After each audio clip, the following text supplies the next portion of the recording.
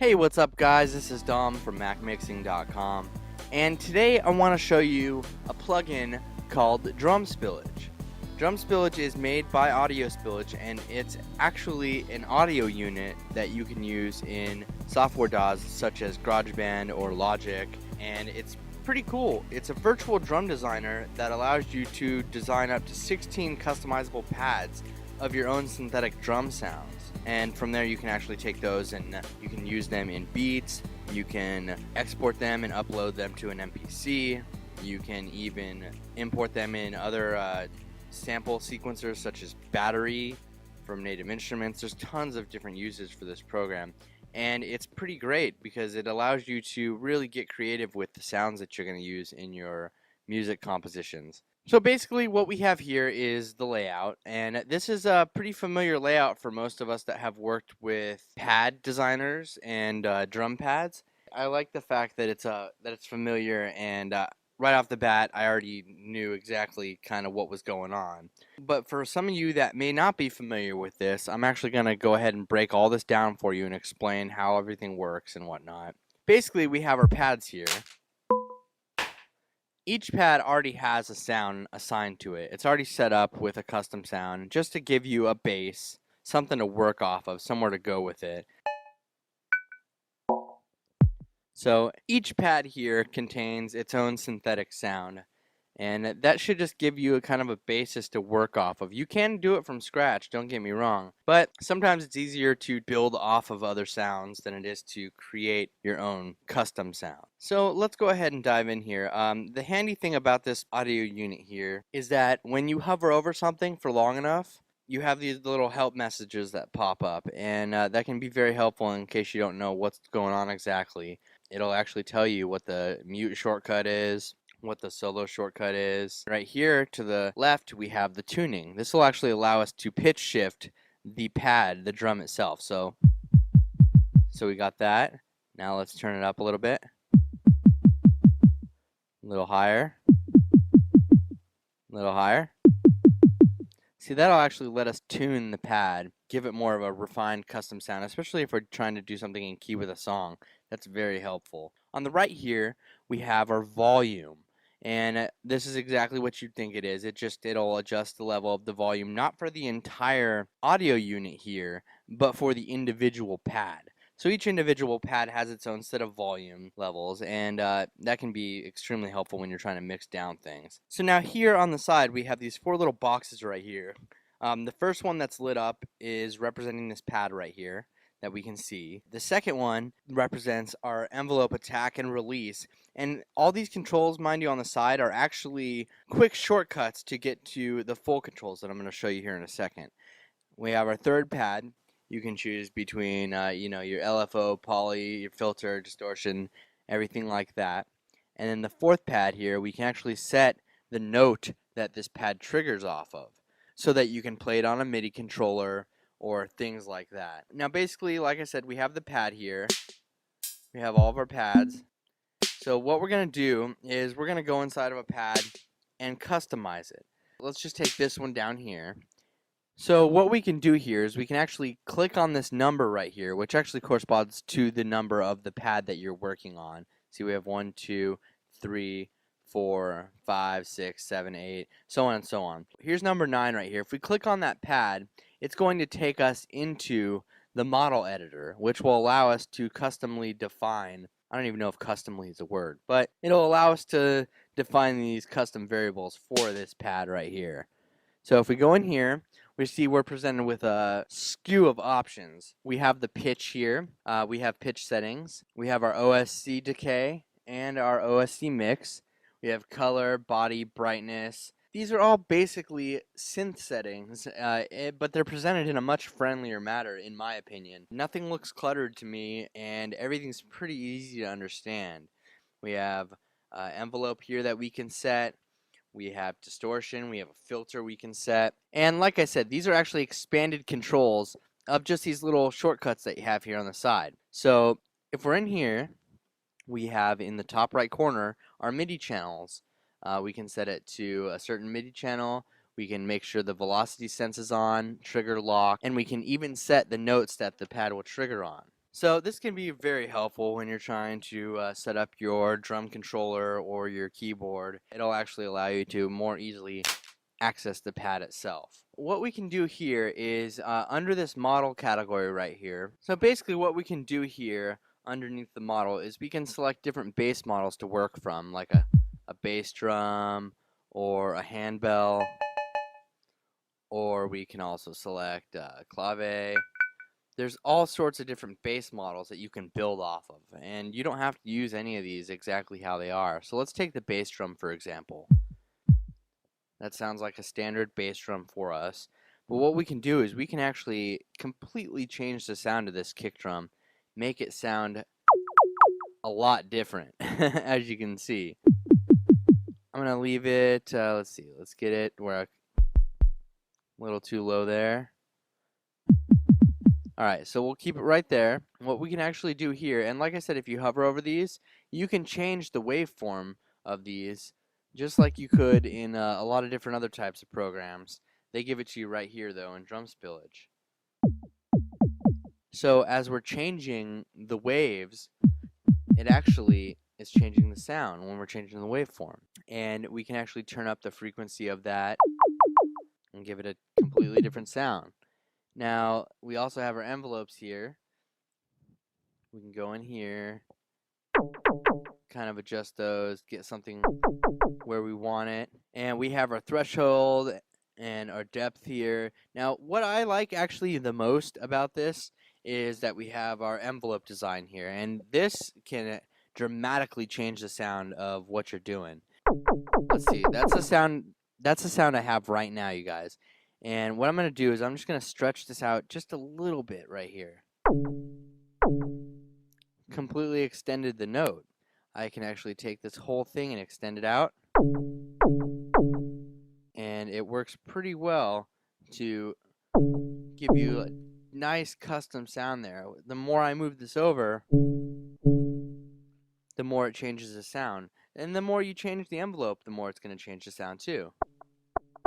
And I really love the envelope here because it allows us to get a visual on the attack, decay, sustain, and release. And it is really helpful when you're trying to kind of hone in on that custom sound that you're looking for. So basically what we can do here on the other side is we have our distortion. You have to flip it on by any of these actually. You can flip on or off by just hitting the little blue button or hitting the gray square. It'll turn on the blue little light there. Now what we can do with this, I can turn up the distortion a little bit, turn up the filter level, drive, let's get, see that's starting to distort a little bit. Now let's say I want to make this a little lower still. So I'll go over here and turn down the pitch a little bit.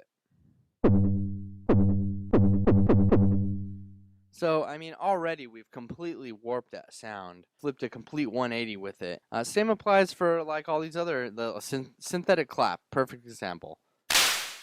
So, basically what that did is that actually left our envelope down here the same, but it gave us a different set of parameters that we can customize, like the noise level, the speed, the shape, band 1, band 2, bandwidth, the ambience, the presence. Basically, that'll do that for all of these basic sounds, and we can leave our envelope the same and all of our distortion levels the same. So we can go through and actually test other sounds with the envelope settings down here. So basically, you have the option to do this for all 16 pads here, which is, I mean, it's quite amazing, really, because it gives you limitless possibilities. And like I said, once you're done recording in a sound, you can actually go ahead and let's see here, I have GarageBand open here. What you can do here is you can actually record it into GarageBand. So let's go ahead and record just one of these sounds into GarageBand real quick.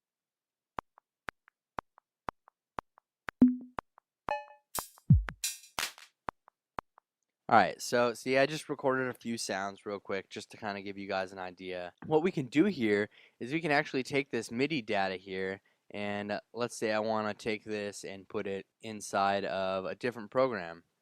We can actually export the sound.